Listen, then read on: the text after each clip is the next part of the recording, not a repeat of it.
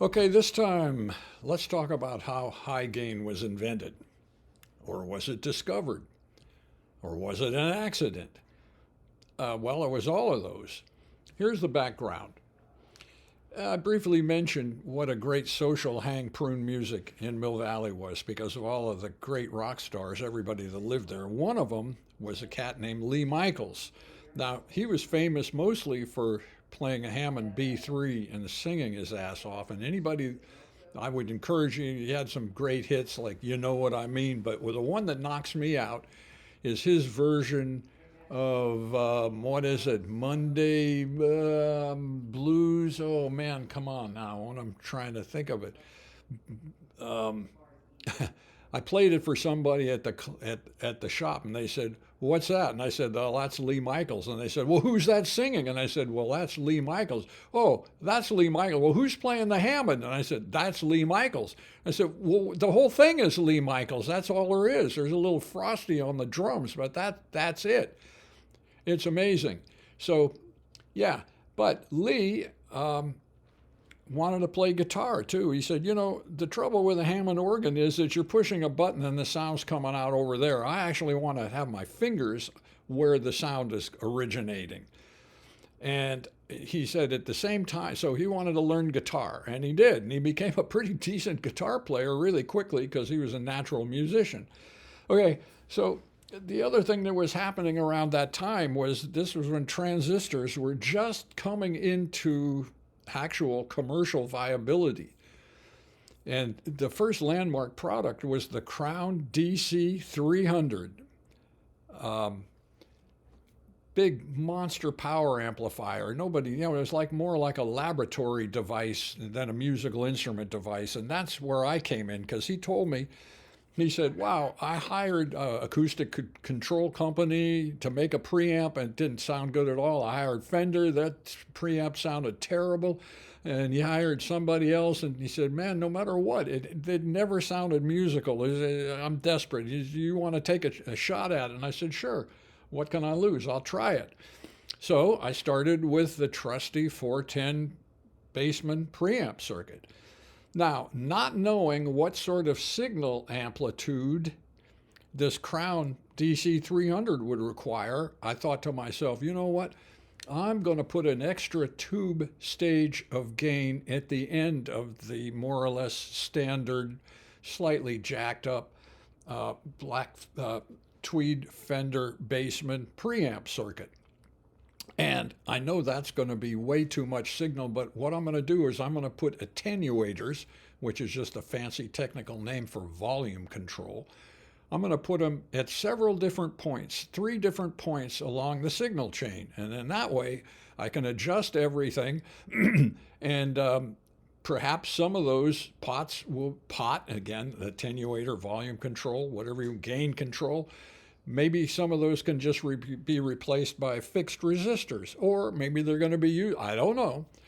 So I did this, made this preamp, and it seemed to work okay. Of course, I had no power amp, so I took it over to Lee's house, which, again, you got to picture this. The most iconically beautiful brown shingle Mill Valley mansion, and Lee's lovely wife, the Mary Hughes, was also stunningly gorgeous. She was in all of the Gidget movies. She should forget about it. Well, Lee's great basement, everything's great except for it doesn't work. And we're turning it up, and I'm hearing this faint little sound coming out of this 412 cabinet, and I'm totally sheepishly humiliated and embarrassed to be over there at this rock star's place with my great invention that doesn't work. So I'm ready to, I'm behind there unplugging. I said, wait a minute, Lee, you don't have it plugged into the power amp. You got the preamp plugged into the 412 speaker cabinet. Let's try actually putting the preamp into the Crown power amp, which we did. And most of the controls were way up at that time. He hits a power cord and it literally blew our bodies across the studio and against the wall. We'd never heard anything like that. It was so freaking loud to start with. And so then we got down to adjusting these 3 different attenuators. And what I discovered were two amazing things. Number one, you could get the biggest, fattest, coolest Fender clean sound out of it at ungodly loud volumes, but it was musical. More important, when you jacked up the earlier attenuators, adding a lot of gain, and I mean a lot of gain, I'll tell you about that in a second, and turning down the attenuator at the end of the signal chain, you got this sustain and musical distortion that up until that moment had never been heard before. Gain. What is gain? Okay, an amplifier basically multiplies the signal voltage that comes out of a guitar. And it's as simple as that. The gain ability of one triode from a 12AX7 preamp tube is theoretically 100 times. In reality, it's more like 80 times or so. And of course, I had it wired for as much gain as possible. So the amplification, starting with the normal amount of gain that a standard clean Fender preamp would have, was now capable of being increased by a multiplier of 80 times. Not twice, not 4 times, not 10 times, 80 times. So what happened when you turned up the gain all the way in the earlier stages of the signal chain was you got up to 80 times more signal amplification. And here's the crucial part. You could attenuate the loudness independently from the amount of gain.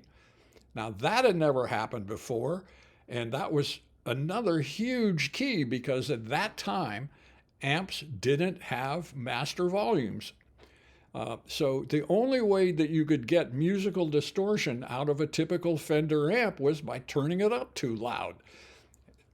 Obviously, that has a limitation of you got a twin reverb in a small club, and you want, or more like what ended our band, Martha's Laundry. The guy went out and got a full Marshall stack, and the only way he could, quote, get his tone was to turn it up so loud that it drove everybody out of the club that we were in. Well, I got to turn it up to get my tone, man.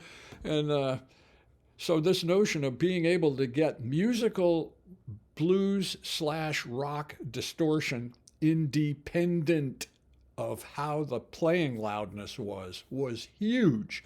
Now, you guys now that all came up, this is all normal stuff. But back then, it was anything but normal. So what we saw right away was, wow, listen to these. And Lee could play some crunch chords. And again, we were just grinning. We were laughing, high-fiving. We couldn't believe what we were hearing. Meanwhile, what I'm thinking is forget the Crown Power Amp and forget the 412 cab. What I want to do for my pal Carlos Santana is I want to put this much gain into one of my little tiny practice amp size 100-watt 46L6 deals. And that's exactly what I did.